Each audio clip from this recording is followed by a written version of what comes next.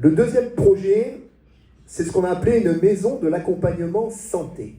Il serait en 3 phases dans le temps. Il s'agit d'accompagner pour mieux soigner. Donc la maison de l'accompagnement santé, comme on l'a baptisée, mais bon, ça peut changer de nom, serait un lieu dédié aux malades et à leurs proches, quelle que soit leur pathologie et quel que soit leur âge aussi. Donc pour tous ces types de maladies, cancer, maladies neurologiques, Alzheimer, handicap lourd également, de naissance ou suite à des accidents, qui touchent les enfants, les adolescents, les adultes, mais aussi les aidants. Souvent les aidants finissent par partir avant les malades parce qu'ils se donnent tellement à fond qu'ils s'épuisent et qu'ils s'usent. Et donc c'est très important d'aider les aidants aussi et de les suivre. On peut très bien soigner et très mal accompagner. Donc cette maison serait là pour corriger ce défaut. Donc comme je vous l'ai dit, ce projet serait phasé. Étape numéro 1, qui pourrait se mettre en place dès 2026, ce serait d'accompagner, de mettre en place une structure pour accompagner d'un point de vue administratif les malades et leurs familles et leurs aidants, coordonner les soins, leur assurer un soutien psychologique et aider les aidants. Ça, c'est la première étape. Et donc, vous l'avez bien compris, ce serait un endroit, un lieu d'écoute, un lieu d'entraide. Donc vous avez à l'écran là toutes les objectifs pointés de ce que serait ce premier temps, qui serait rapidement mis en œuvre, parce que quand on vous annonce un cancer ou une maladie lourde, déjà vous le prenez sur le coin de la figure, ça vous fait drôle, et souvent vous êtes seul. Vous êtes seul avec votre famille qui elle-même en prend un coup au moral. Et puis après, il faut vous débrouiller. Il faut faire de la paperasse, il faut vous déplacer pour aller faire vos soins en taxi médicalisé, il faut aller à Marseille, à Aix-en-Provence, ailleurs, ou même ne serait-ce qu'à Martigues. Mais enfin bon, on a beaucoup de choses à encaisser d'un coup. Et donc, si vous avez un endroit pacifié, où vous allez avoir de l'écoute, où on va vous aider concrètement, que ce soit d'un point de vue administratif ou de suivi, ou logistique, eh bien c'est un bon point. Donc ça, ce serait la première étape.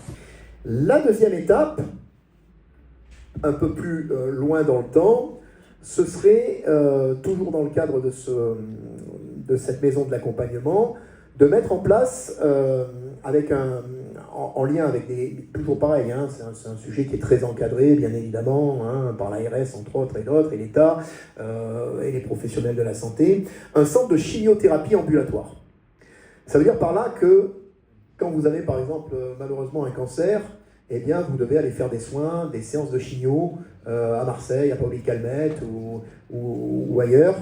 Et donc vous devez vous êtes fatigué, vous n'avez pas le moral forcément, et vous devez vous faire transporter régulièrement, je ne sais pas combien de fois par semaine, suivant les protocoles qui vous ont été attribués, et donc ça vous fatigue, vous avez des déplacements, etc. Donc pourquoi ne pas mettre en place, ici sur Fos, un centre, évidemment, encore une fois, suivi, on ne fait pas n'importe quoi, mais pour permettre aux gens de suivre leur chimiothérapie en local et d'éviter tous ces soucis de logistique, de déplacement et toute cette fatigue qui va avec.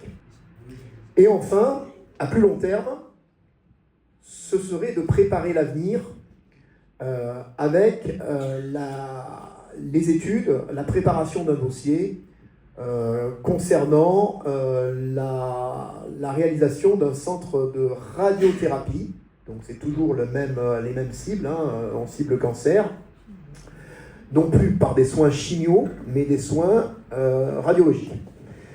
Donc là, on est bien conscient que là on part dans des choses beaucoup plus complexes et beaucoup plus réglementées, qui nécessitent, à titre d'exemple, par exemple, des bâtiments blindés, des autorisations et beaucoup d'argent, parce que c'est pas évident. Mais si on n'entame jamais ce type de dossier, s'il n'y a pas de volonté politique forte, si personne ne se penche sur le sujet, eh bien ça n'arrivera jamais. Voilà. Donc à un moment donné, on est sur un territoire, c'est pour ça que je l'ai encadré en rouge. On a tous, on habite Fos depuis plus ou moins longtemps, on a vu que Fos a cette marque rouge, on est marqué au fer rouge comme étant un endroit à l'ouest de l'étang de mer, les cancers, les ci, les là, enfin bon, on n'entend que ça. Très bien, très bien. les études, on y croit, on n'y croit pas, moi j'ai pas tous les chiffres, je sais pas, je suis pas un épidémiologiste de profession, peu importe, moi je suis pas là pour ça. Je suis là pour constater que ma mère est morte de cancer, mon père d'Alzheimer a eu Alzheimer à 49 ans, autour de nous je sais qu'il y a des gens qui sont malades, donc à un moment donné, je ne veux pas savoir d'où ça vient, pourquoi, comment, j'ai pas la boule de cristal, j'ai pas le pouvoir pour le déterminer. Par contre, si demain on est en responsabilité dans cette ville, il faut qu'on mette en place des choses. Alors je vous l'ai dit, phasé, premier projet on a exposé, et un deuxième projet phasé en 3 temps. Et donc ce troisième temps, même s'il n'est pas atteignable à court terme, il faut qu'on mette le train sur les rails pour peut-être espérer un jour y avoir droit. Pourquoi je dis y avoir droit? Parce que je voulais entourer en rouge cette phrase, et elle figurera dans le programme écrit qu'on va distribuer aux Phocéens.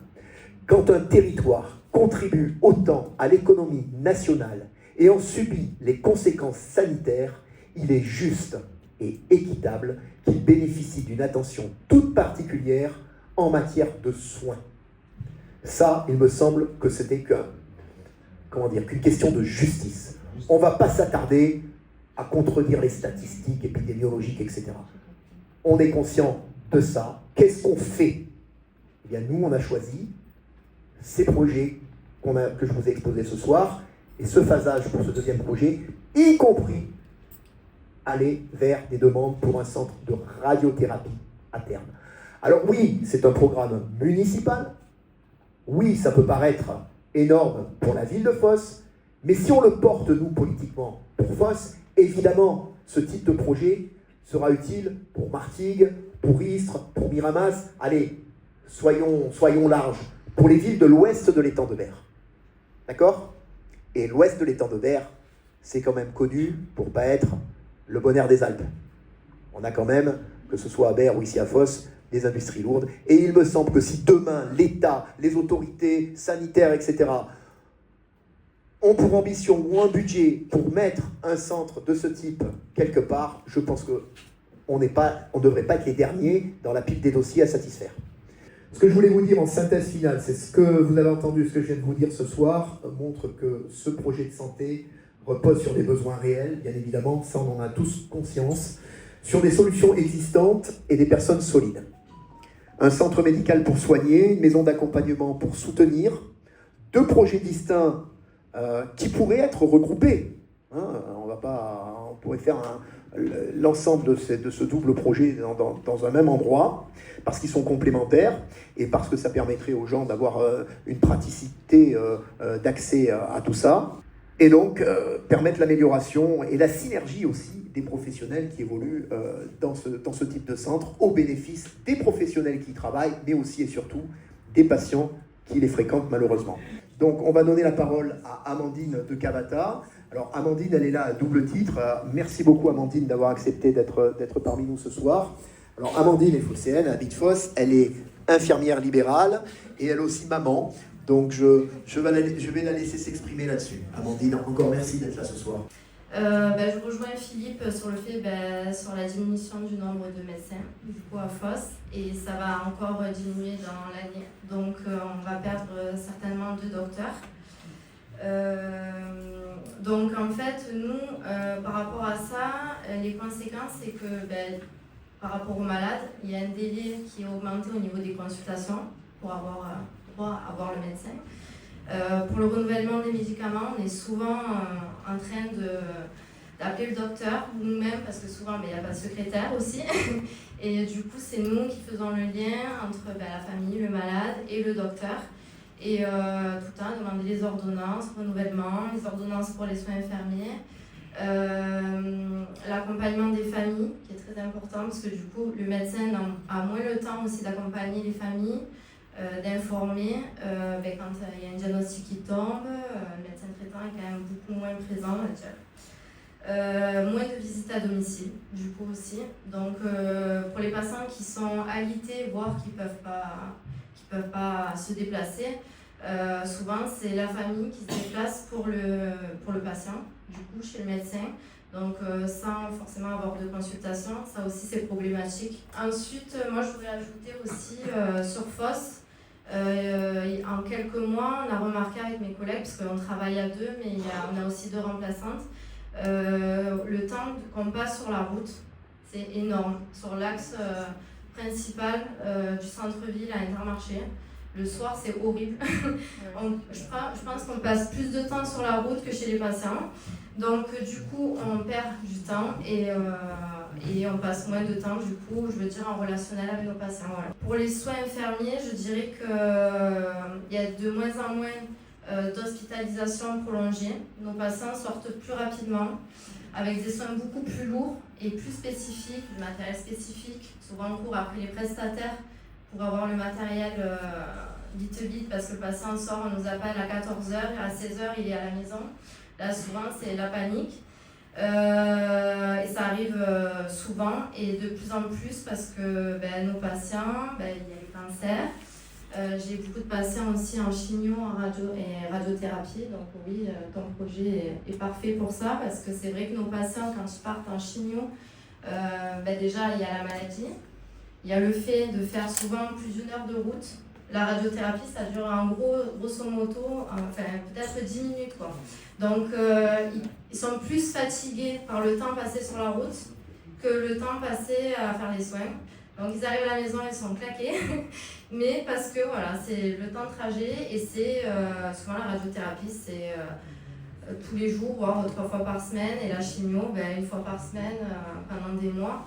Donc il faut se mettre à la place du patient qui subit déjà la maladie, plus les soins qui sont assez lourds, avec des effets indésirables très conséquents. Il y a de plus en plus de demandes de soins aussi, beaucoup plus de patients qui veulent rester à la maison. Pour les soins palliatifs, beaucoup de patients qui ne veulent plus aller à l'hôpital, parce qu'on sait comment est le système de santé. Voilà, c'est sûr, à l'hôpital, l'infirmière va prendre moins de temps, il y aura moins de relationnel, les familles sont moins accompagnées. Donc beaucoup plus de soins palliatifs à la maison, mais qui demandent beaucoup plus de temps du coup. La plupart des soins palliatifs, c'est nos patients qu'on a suivis. Donc nos patients chroniques, on va 2-3 fois par jour. Donc après, la maison de santé, tu disais pour l'échange avec les familles, oui, c'est parfait parce que du coup, j'en reviens au médecin traitant que du coup, il ne pourra pas accompagner son patient aussi comme il voudrait. Donc oui, c'est pour les familles et pour le patient, c'est parfait. Du coup, je vais rajouter juste que nous, en étant en maison de santé, du coup, on fait tous des visites, on fait tous une journée de visite à domicile. Je pense qu'il n'y a plus beaucoup de villes où il y a des visites à domicile. Mais du coup, en fait, on ne ferme pas le cabinet. Il y a nos collègues qui sont au cabinet, il y a nos secrétaires qui répondent à nos patients qui arrivent pour demander une ordonnance. Même si on est à domicile, la poursuite des soins se fait grâce à nos collègues. Et c'est ça l'avantage de travailler en réseau. Le patient a toujours quelqu'un, une secrétaire ou un collègue à nous. Il n'est jamais seul et il est toujours accompagné, même si nous, on est en train de faire des visites à domicile. Mais nous, en fait, ce qu'on est en train de faire, c'est de faire beaucoup de partenariats avec l'hôpital. Je pense que c'est de là que tu veux en venir. De partenariat avec l'hôpital. Donc, par exemple, l'urologue, on détecte un cancer de la prostate chez un patient. On a l'urologue de l'hôpital qui va venir 1 fois par semaine consulter chez nous. Donc, le patient, on ne l'envoie pas se garer à l'hôpital de Martigues, s'enregistrer, et patati et patata. Le patient arrive à la maison de santé où il est suivi par moi ou par un autre collègue. Il revoit la secrétaire qu'il voit habituellement et aujourd'hui, il a rendez-vous avec l'urologue. Il voit l'urologue et tout son parcours de santé est fait sur la maison de santé. Donc il va à chaque fois voir son spécialiste ici. On fait ça donc avec l'hôpital de Martigues, on fait ça en urologie, on fait ça on a beaucoup de chirurgiens qui viennent chez nous, chirurgie digestive, cancer du côlon. Voilà, la première étape, alors bien sûr après il y aura quand même un passage à l'hôpital, mais la première étape se fait quand même sur la maison de santé et donc le patient est quand même moins perdu que quand on le lâche à l'hôpital, débrouillez-vous, allez prendre rendez-vous. Nous, l'urologue, cancer de la prostate, 3 jours après, il a rendez-vous avec l'urologue chez nous. Donc c'est très rapide, mais parce qu'on n'a pas les délais de l'hôpital, en fait, on a les uros qui viennent chez nous pour nos patients. Donc c'est hyper intéressant de ce côté-là.